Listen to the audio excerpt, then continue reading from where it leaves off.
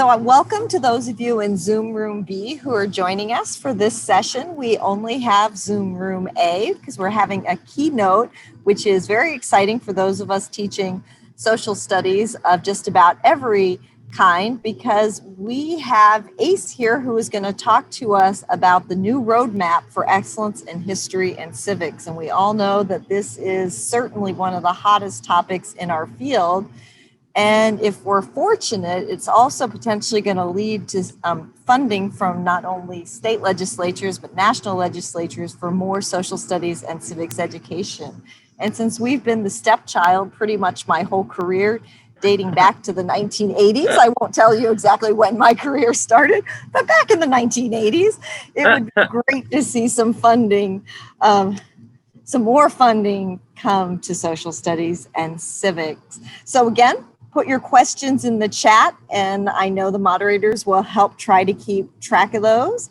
And if you're looking for those PD hours, certainly make sure you have your name in there with your chat on it. And at this point, I'll turn it over to Ace. Thanks so much for joining us today. Thank you. It's so good to be with you. I'm thinking about the 1980s reference, and so it's a Saturday afternoon, and I have been working on plumbing all day, and I have this leaky area in my bathroom, and it's just like leaks a little bit every little bit. And I feel like in some way our education system has been that leaky bathroom that it's something that we've neglected in terms of the civic mission of public schooling, and it's something that is now coming home. Like we've seen what we see right now in our country in terms of the focus and the divisiveness that we have, the lack of knowledge about our civic institutions, and the real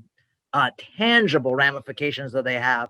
That is where we are. And I was so moved by just the different panelists and their way of unlocking that creativity, and just to know that we have these incredible resources in our classroom, and how do we empower them. So that's what I'm going to be talking about today in this Educating for American Democracy roadmap. And let me share my screen, and so I can just walk you all through this presentation. As long as you all don't judge all the tabs that are open here. Okay. Let me see if this works. Great. So I am Ace Parsi. I'm the Senior Director of Outreach and Dissemination for Educating for American Democracy. This was an initiative that we are so grateful for National Endowment for the Humanities and U.S. Department of Education, funding this for the last 2 years, of bringing national experts, over 300 scholars, practitioners, experts, to think about how do we reprioritize the civic mission of public schooling. And very ironically, after 1.5 years of this initiative, we had our last meeting on January 6th. And I remember this because I was giving a presentation, and I don't know if anybody else has had this experience where you're giving a presentation and everybody's eyes are getting glazed. And I'm like, oh my God, am I not projecting my voice? What's happening? And literally, after 1.5 years of working on this initiative, our last meeting was on the date that there was an insurrection. And I remember that weekend, I was making a presentation to some students, and them conveying that this is something that they never went over in their schools the next day.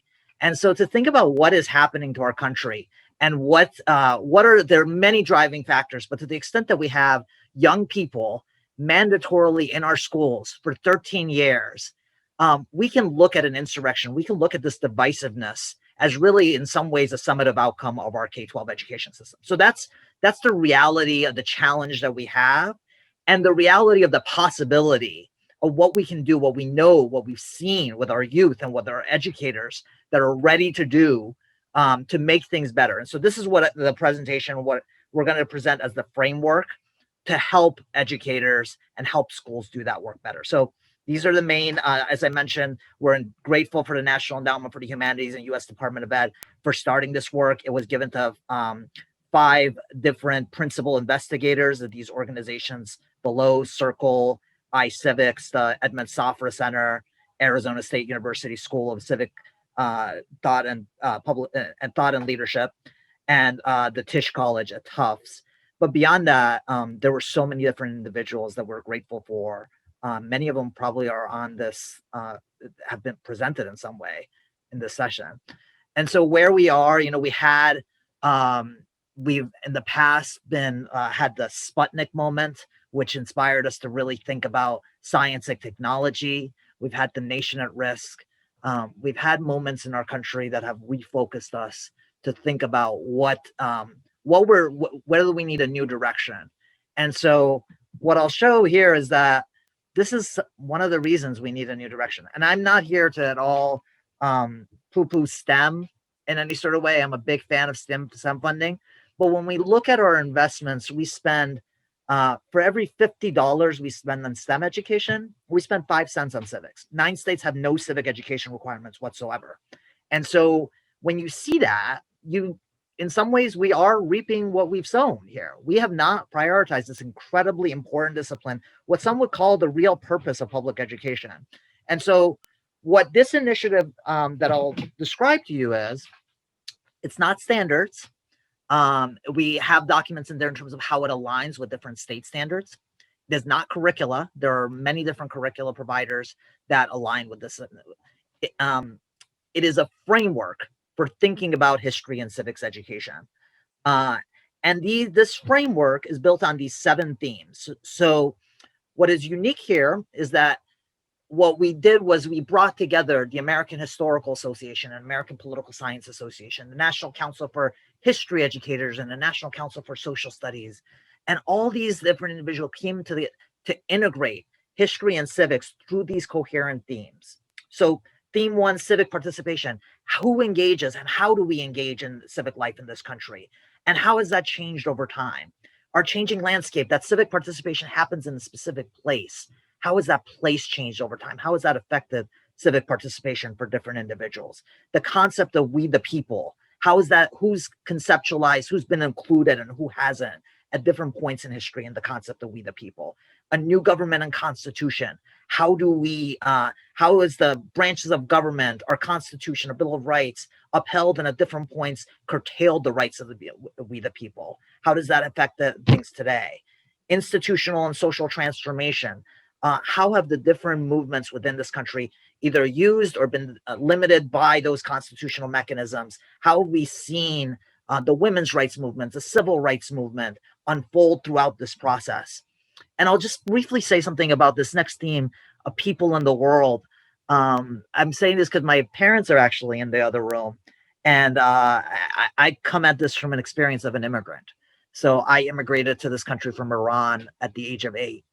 And I think that the reflection that I had at that last meeting on January 6th is, I've had uncles who were part of the Iranian Revolution, that there are so many people in this world that hunger for democracy. And there's nothing that's special about us that we necessarily should have democracy. Everybody else in the world, many people in the world want it. And it's something that we have to secure and pass on from generation to generation through an effective educational experience.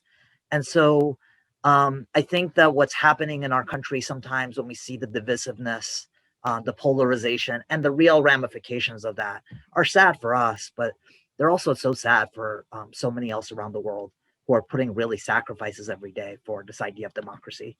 And then the contemporary debates and possibilities, that 7th theme, is really about how do we continue to use that, learn from our history and leverage our civic involvement to continue to perfect our union. So the guidance here is, this is an inquiry framework in order to do that. It's a how to implement the kind of guidance in schools. It's not a curriculum or standards. What it includes is something that can be used by teachers, schools, and districts to help design their instructional standards. It tells the plural yet shared story of the American experience. I have a kindergartner in the room. This really resonates with me because we don't thrust algebra. We don't thrust high-level literature onto students when they're in 12th grade, but we often do that in civics and history. So each of these 7 themes that I highlighted, both the historical and civic aspect of them, are back mapped all the way to my kindergartner in the other room. And then it includes some pedagogical strategies for excellence. So I've mentioned the different themes. And I'll just do a kind of a deep dive into one of them. So one of the themes, as I mentioned, is institutional social transformation. We have a description of the theme, and you can find all this information and really dork out with it on your own at educatingforamericandemocracy.org. But within this theme, you'll see the history and the civics integrated together. And it has like really, this is one of the things that's really pedagogically and politically important to this process is pedagogically, everything in this is based on an inquiry-based approach to learning. So the inquiries are very sincere. They have each of these questions that are highlighted in the roadmap have progressive, moderate, and conservative answers. They also empower teachers to own their own way to deliver that content, and students to have greater ownership, so that they're not these receptacles that we fill with as many names and dates as possible, that they're questions that inspire real meaningful discussion. So within that, you'll see kind of in the K2 level, we're talking for that theme, how do we analyze why and how communities change and the causes and consequences, examines people's role, but we do that very in a local way. Whereas in the 6 to 8 level, we really start getting into the deeper concepts. We evaluate specific moments of change as examples of refoundings in art history. And so you'll see that same thing in the history driving questions and the civic driving questions. These are very small, but you can find all this. I'm just noting that as as an example. You'll see some of these questions. We've already tagged different resources from a variety of different providers, everybody from the Bill of Rights Institute to Facing History and Ourselves, including these sorts of driving questions and the supporting questions. And then within that, one of the reasons that I'm sure that history and social studies is really one of the lone bipartisan issues that is left, and to the extent that it gets polarized, it really relates to these different tensions that we see in our society, the polarization. So rather than ignore those, we have not made the bug of the system. This is a real design feature of the system. So you have these 5 design challenges, and those design challenges are motivating agents. So how do you motivate the agency of the individual while you sustain the collective republic? How do you tell a plural story of America, including the stories of those groups that we don't often find in our history books, but yet still have a shared American story? How do you simultaneously celebrate and critique compromise in different points in our history? How do you engage in a sense of civic honesty, including some of the challenging realities in our past without falling into cynicism, and talk about really some of the great feats that drew my own family here without falling into adulation? How do you balance the concrete and the abstract ideas together? These are really the tensions that make really good historical and civics learning. And so rather than ignore them, we embed them into this roadmap. There's also a pedagogy companion that comes to this that talks about what are the shifts that we have to make as students, as educators, as school systems, and as in policy to really facilitate this environment. How do you make this equitable and at the same time really facilitate a sense of that this is a growth mindset? We are continuously growing as an individual citizens and as a republic, and that we are want to foster a climate that facilitates this sort of learning. That if there's one thing that it's there's a lot of different ways that people can conceptualize this, but if there's one thing we hold our hat to, is the process of inquiry as the meaningful lever to learning. How do you facilitate that environment that engages in inquiry? How do we make sure that schools reflect the kind of democratic environments and structures that we hope that our students will enter into and build as adults and as they grow older?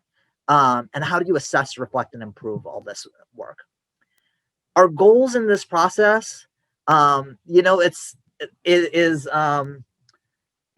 can be really easy to put big numbers on there, and I want to just highlight these. These are some big numbers, but we need big numbers right now. I think people on this call will agree that in order to really safeguard our democracy and see all the signs that we have, and how do we how do we more meaningfully engage? So we do want to engage 60 million students in these opportunities, 100,000 schools, and 1 million teachers. We do that through partnerships with you all individually, that this is something that we do collectively together.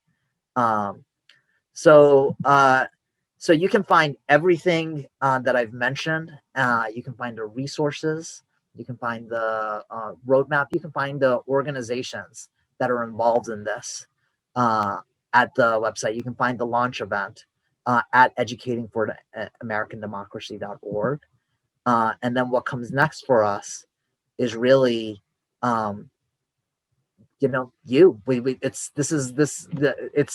it's so crazy because I think we see the news every day, and America feels like this story that you want to flip through the end and see how it all ends with us. Do we continue to build and strengthen our democracy? Does our country go in a different direction? This is a story we're writing right now as a group, as peers, as students, as teachers, as families. And so we want to invite your engagement, your ideas into this work, and help us to really leverage this initiative to really form a movement. We do not want this to be a report. We do not, that just sits on a desk. The moment is too urgent, and we invite you, and we invite your ideas, and I invite your questions and ideas, and just great appreciation to you for making time on a Saturday afternoon to invest yourself in this. So thank you. And I haven't been checking the chat because I've been sharing my screen. I apologize. But I am happy to take any questions at this point.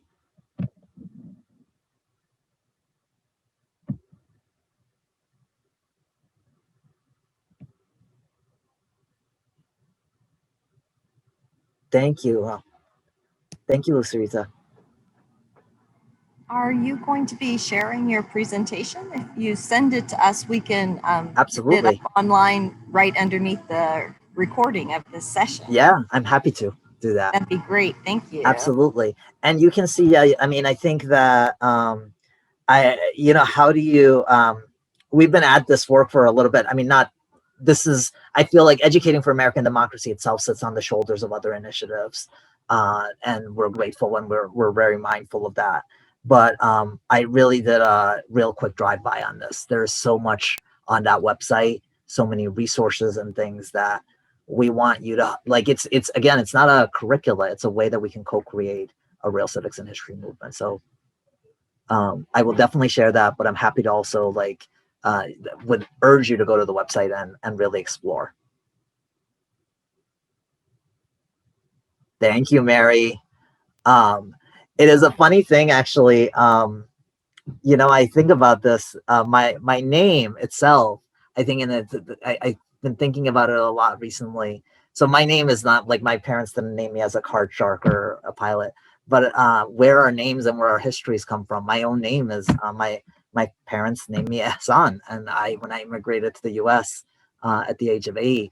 I couldn't speak English, so the teacher wrote the name on the board, and the students pronounced it Asan. So Asan's become Ace over time.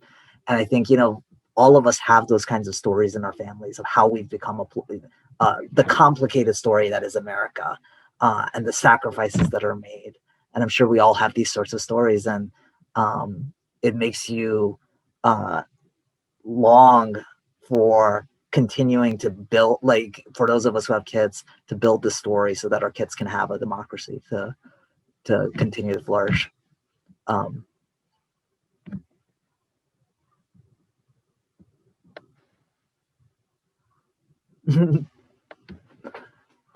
anyway, I mean, does anybody have any? How do you feel? Again, like, you'll have to time to look through this, but how do you feel like it affects your work? I'm happy to I don't know if we can unmute anybody, but I'm happy to answer any questions, but I'm also happy to take in any of your comments. I don't know if that's a possibility, but I'm here at your disposal. Thank you. I actually don't know if the participants can unmute themselves. Maybe somebody could try, even if you don't have anything to say, just to let us know. Yeah. that allow us to see how the 7 parts develop over time. They are. So if you look at there's an interactive roadmap. So Lisa asks, I hope they can be you mentioned the grade level bands. I hope they can be arranged in a way that allow us to see how the 7 parts develop over time. So you can so on that website, you can click on each of those bands and you can see a natural arc to this. I would say that probably for my daughter in the other room as a kindergartner about to be a first grader, a lot of this is really how do we engage with each other. So sort of having a self-understanding. And you can see like within each of those things, so civic participation, how do you make a difference in your family? How do you make a difference in your classroom? So it's really scaffold some of those like big ideas over time. And as you see, like, so that kindergarten too is really building out those dispositions and skills so that when you get into those higher level grades and you really get to wrestle with the histories, you can have some sort of a grounding to base that in. History is itself not history. It's the present. We are reliving it. We're making it, and for students to be able to see that. So Mary said notes. I'm a retired teacher and ed professor. You have actually given me so much to think about. Thank you so much. Ace, I actually think following up on Mary's comments that your presentation comes kind of at a perfect time in the school year. The roadmap and the EAD were kind of released, I think, early March, right? The first week of March, and we were kind of all still, you're getting to that point in the school year and you're really tired, you're overwhelmed. We've been teaching in person online, but now for you to give us this presentation right at the beginning of summer, we have time to kind of be thinking about our curriculum and what changes we might want to make for the fall. This is really good. Like Mary said, we can spend just some time thinking and digesting, which during the school year, we never have enough time. Of course. So great timing. So thank you for participating. I think it's what we've had to deal with in this last year is a total Herculean task, right? Like, so there's always for those of us who worked in schools, the experience that there's just never enough time, right? You can look at this right now and say, oh, this is nice, but I have to do this. Like, if I'm a school leader, I have to think about budgets. If I'm the teacher, I have to think about how do I cover all these like standards and things. And so I think that part of the way is just to take a breath and know, like, this is not a thing to just like add another thing to your overcrowded plate. This is a long-term process to redefine that plate altogether. So we can, and we have partnerships right now with the National Council for Teachers of English. We are talking to other disciplines. We talked last week to a bioethicist, Millie Solomon. So this is a lens to think about what is the purpose of schooling and the instruction that we do, and how do we integrate that into the work? How do we re-elevate this important discipline of civics and history and do it in a way that makes sense? So what I tell every partner and school is that, how do you eat an elephant? Like, one bite at a time. So some schools may be way further down the line and you can do much more with this. Some may just be like, you need to have a conversation about how we do inquiry? Like, how do we do that? How do we incorporate some of these ideas into what we're already doing? So this is not about reinventing the wheel. It's a long-term process to really think about how do we deliver this experience and this knowledge in the most effective way, and let students engage with it. Trust them to do to really thoughtfully engage and see what we get from that. Well, that's a very thoughtful way to end our session. I like your emphasis on the process. That's, that really puts it in perspective and gives us some time to think and reflect and not just look for an immediate outcome. A makes B. It's a long, we're here for the long haul, right? Exactly. So and thank you.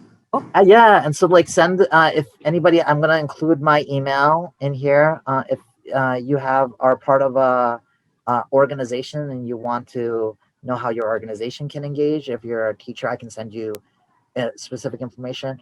Do go on the Educating for American Democracy website.